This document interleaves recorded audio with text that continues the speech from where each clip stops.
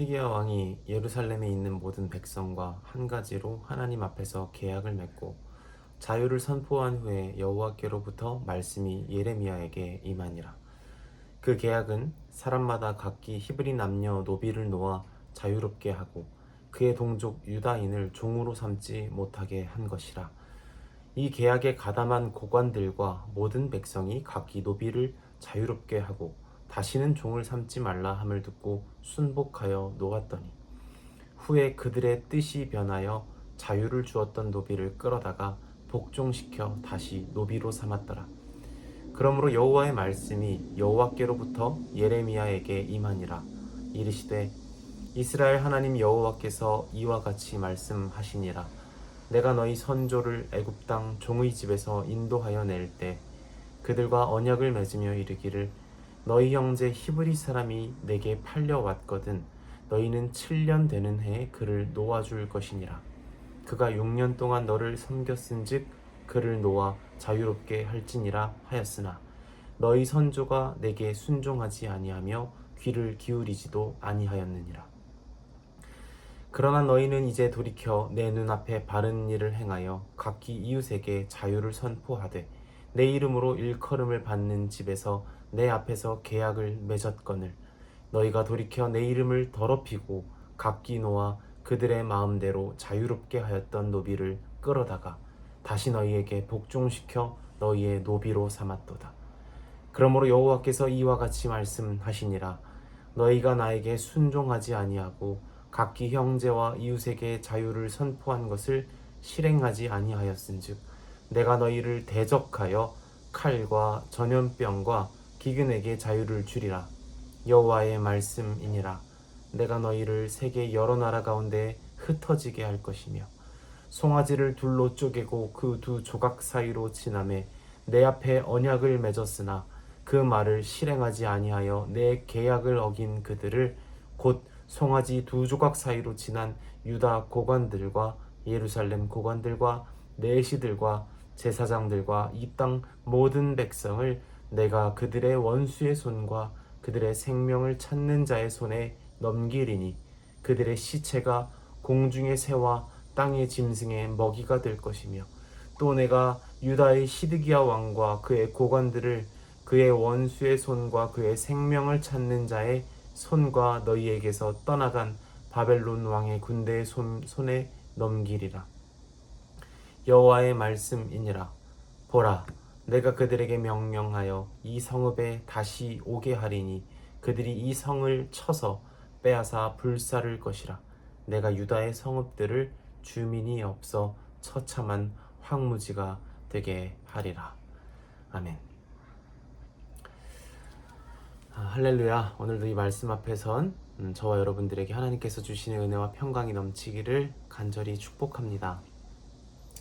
오늘 우리가 사는 사회에서 사람을 노예로 삼는 노예제도는 감히 상상할 수도 없는 비윤리적인 제도이지만 고대 근동 사회에서 노예제도는 굉장히 보편적이고 일반적인 것이었습니다. 우리는 마치 하나님께서 이 노예제도에 암묵적으로 동의하시는 것 같은 내용을 성경에서 자주 만나게 됩니다.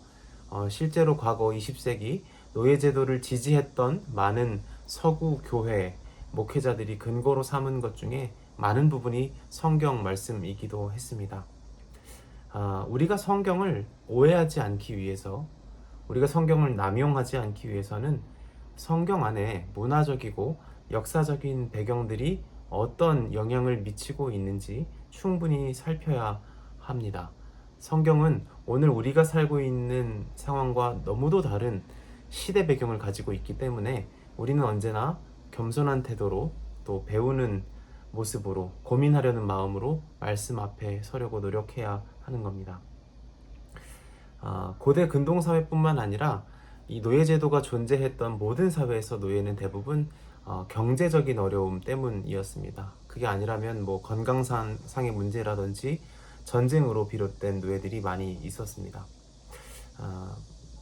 다시 말하면 이 생계가 어려워지는 것과 사회적인 지위가 직접적으로 연결되어 있었다고 말할 수 있는 겁니다. 사실 오늘 우리가 사는 세계에야 이제 인권이라는 아주 보편적인 가치가 생겨서 인간이라면 최소한의 권리를 보장받아야 한다라는 이 이념으로 국제사회가 힘쓰고 있었지만 당시 사회는 전혀 그런 사회가 아니었습니다.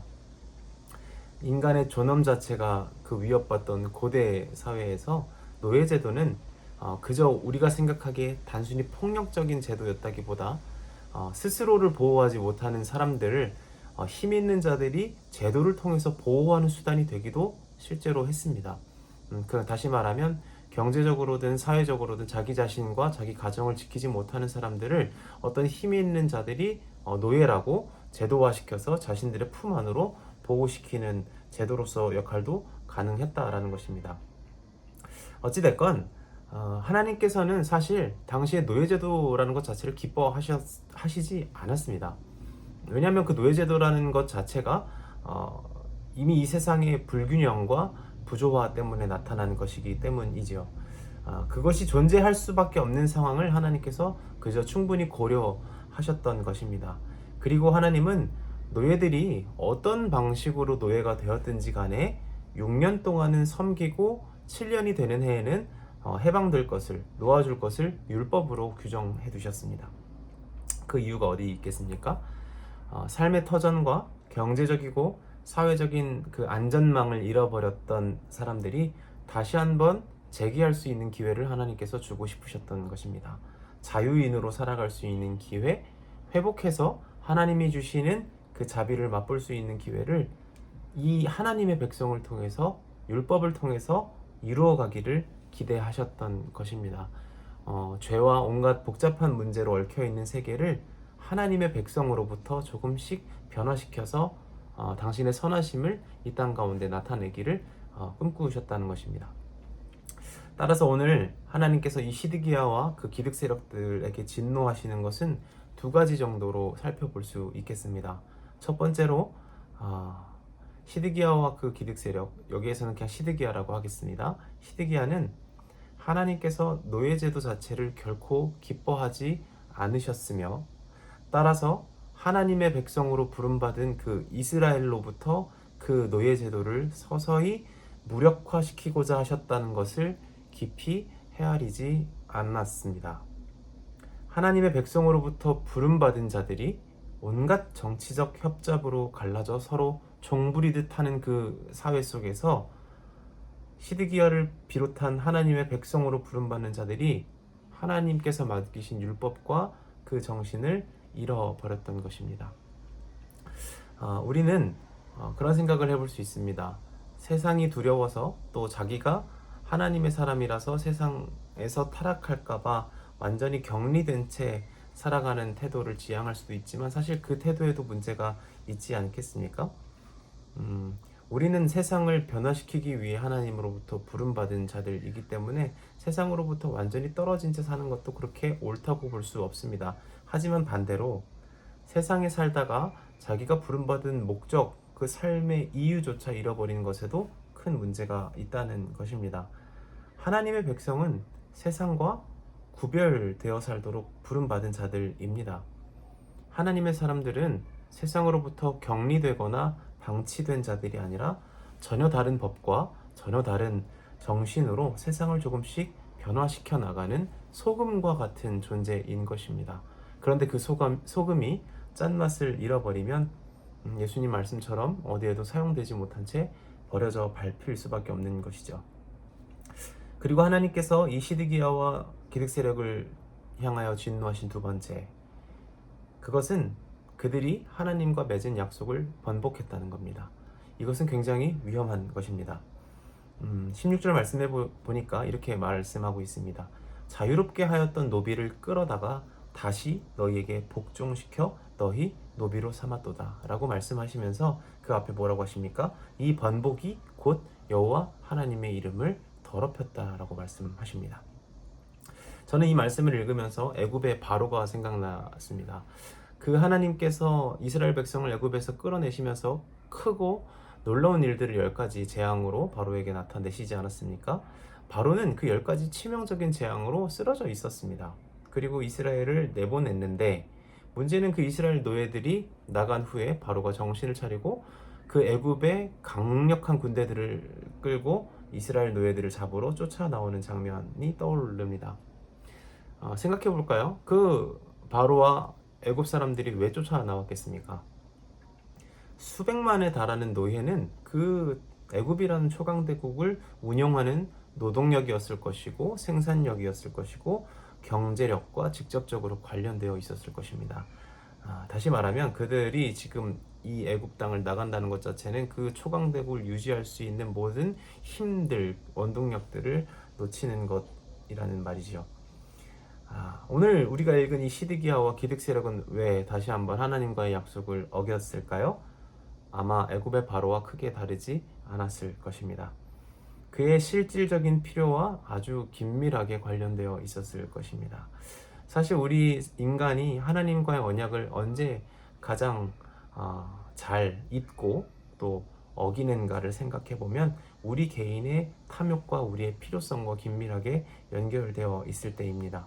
우리는 그 갈등의 순간에서 하나님 대신 눈앞에 보이는 필요를 선택하거나 아니면 그 눈앞에 보이는 필요를 포기한 채 보이지 않는 하나님과의 신뢰를 선택하거나 늘 고민하는 기로에 서 있는 것이죠.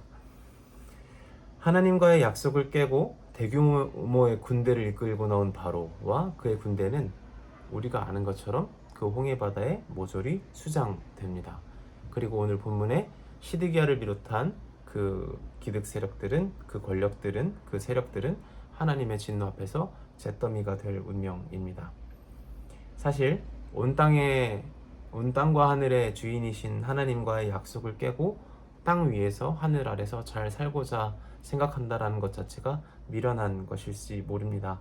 하나님의 약속 위에 삶을 지어가는 자에게 하나님께서 필요를 채우실 것을 믿는 것이 바로 하나님의 백성들의 필요한 신앙이라고 말할 수 있겠습니다. 우리 짧은 시간 많은 이야기를 나누었습니다. 영상이 끝나면 다시 한번 본문을 읽어보시고 나누었던 두 가지를 통해서 하나님께서 오늘 저와 여러분에게 주시는 말씀과 그 정신은 오늘 우리를 어떻게 살도록 초대하고 있는지, 그리고 우리가 하나님과 맺은 약속이 있다면, 그런데 그 약속이 우리의 필요와 탐욕 때문에 잊혀져 가고 있었다면 다시 한번 그 약속을 기억해서 하나님 앞에 돌아서는 귀한 하루가 되시기를 주님의 이름으로 간절히 축복합니다. 말씀을 나눈 우리 귀한 형제 자매님들의 인생 가운데 하나님께서 당신의 나라와 뜻을 세우시는 놀라운 은혜를 경험할 수 있으시기를 주님의 이름으로 간절히 축복합니다. 기도하겠습니다. 놀라우신 하나님 감사합니다. 날마다 하나님의 은혜 안에 살게 하시고 하나님의 말씀과 하나님의 뜻과 의를 따라 살 수 있게 해주셔서 감사합니다. 우리가 인생에서 경험하는 어려움과 조급함 때문에 하나님의 언약을 잊고 살지는 않았는지요. 다시 한번 하나님 앞에 돌아서서 하나님의 사람으로 이 땅을 살아내며 하나님께서 베푸시는 그 공급들을 경험하는 복된 인생들 되게 하여 주시옵소서. 오늘도 이 말씀 앞에서 우리에게 은혜와 사랑을 베푸실 우리 구주 예수 그리스도의 이름으로 기도드립니다. 아멘.